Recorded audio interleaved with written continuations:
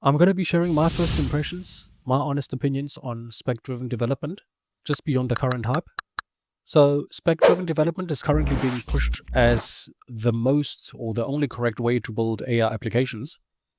Compared to vibe coding, a Spec Driven Development is the framework would specifically be designed to handle detailed requirements in a formalized development environment. So, if you're not just building a quick little demo app or something that you're experimenting with. So now, of late, a lot of opinions are just completely downgrading vibe coding as though it's only for quick prototyping, and spec-driven development is often then being promoted as the answer to almost all the limitations. So everything that's wrong with vibe coding, you can fix.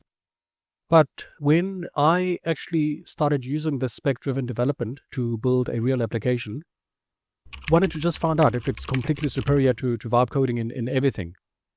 Now, just in summary, the simplest difference between these two approaches, with vibe coding, you are prompting the AI without any structure or any rigid guidance. Now, spec-driven, there's going to be a framework which generates a lot of user stories, detailed tasks.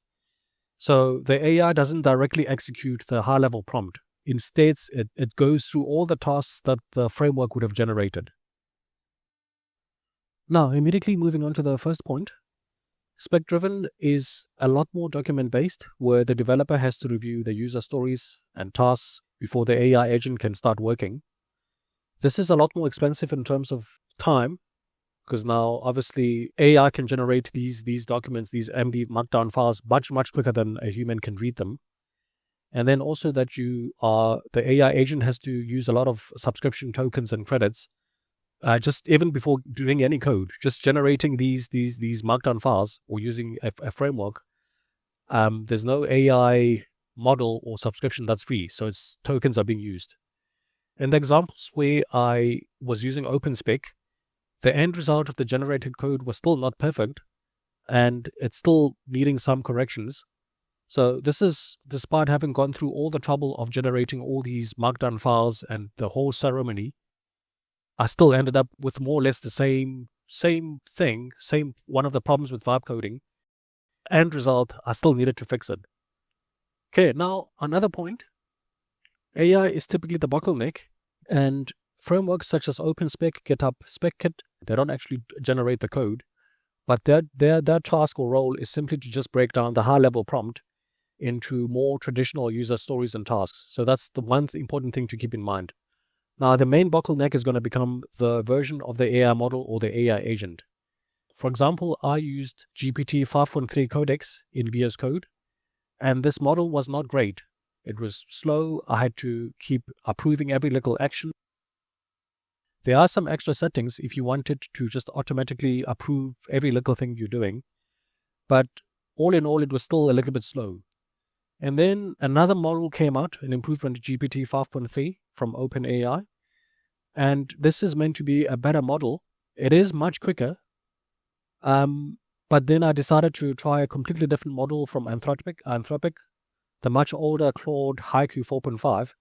And this was significantly faster than both of these models from OpenAI. So much faster than GPT 5.4 and GPT 5.3. The choice of the AI agent can really obfuscate and add a lot of noise to what really is the bottleneck. If the original prompt or change request is being very large, it might be very difficult. Is it the prompt, the request that needs to be broken down, or is it just the model? Now, moving on to the different spec-driven frameworks, which range from being very light and to the most prescriptive and heavy. OpenSpec is very friendly if you are a single developer. GitHub SpecKit seems to have been created from the get-go for like a large team setting. At the moment and at the time of making this video, SpecKit appears to be the best all-rounder, but of course frameworks are changing and evolving very quickly. What do I think is potentially a very good framework?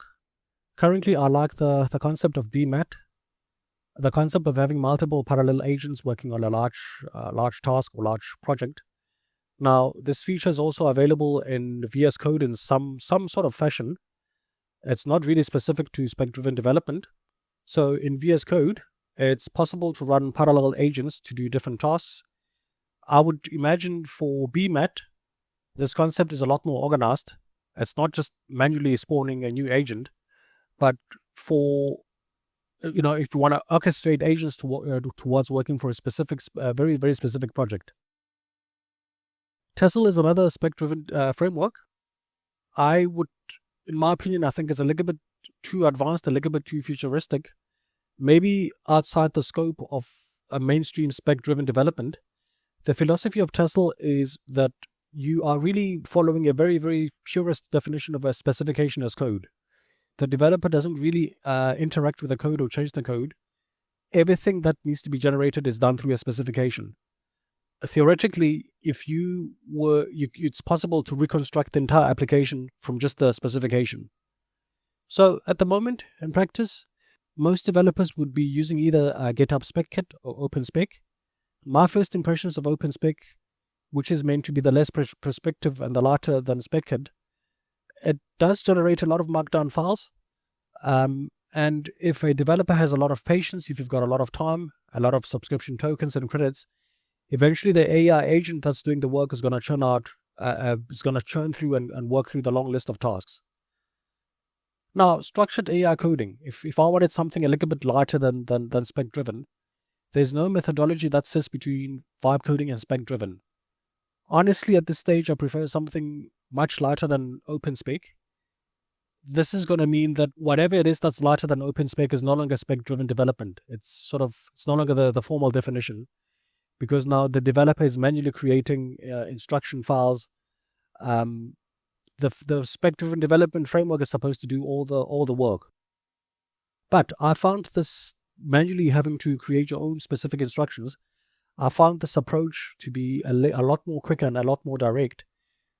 Structured AI coding you're going to be borrowing a lot of the concepts from spec-driven, in that when you have a new feature that you want to build, you're going to create folders and you're going to have very, very detailed instructions in a markdown file.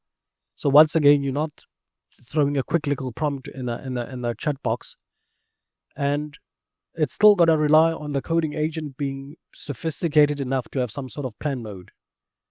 Now, GitHub Copilot in Visual Studio 2026, you can explicitly instruct the agent to show you a plan before doing anything.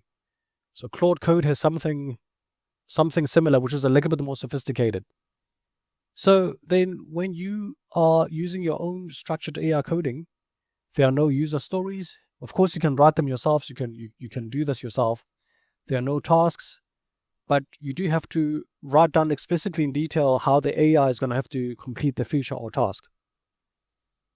So then, my first impressions of spec-driven development. Conceptually, it's very, very good, and it does solve the limitations of vibe coding. When completing a large project, there are no shortcuts. You're not going to get around the fact that AI is going to have to be given a lot more detailed context. But the overhyping of spec-driven development as the ultimate solution, the cost is not really being mentioned, the cost-benefit. For one, a spec-driven framework is going to generate a lot of those verbose files. These have to be processed by the AI agent. Sometimes the long list of tasks could be too verbose, where it would be a lot quicker to just do something similar to vibe coding, just to get that little section of your project done. Then, as a human developer, you're going to have to review all those stories and tasks. Then there's the subscription tokens that are being used up. And this is all before the AI agent starts actually generating any code. Some of the applications that I tried to build with OpenSpec, the end result was still not correct because the AI model was just not sophisticated enough. So I tried this with GPT 5.3 codecs and GPT 5.4. At the moment, honestly, I do prefer something that's just in between vibe coding and spec driven. And that something doesn't formally exist as yet.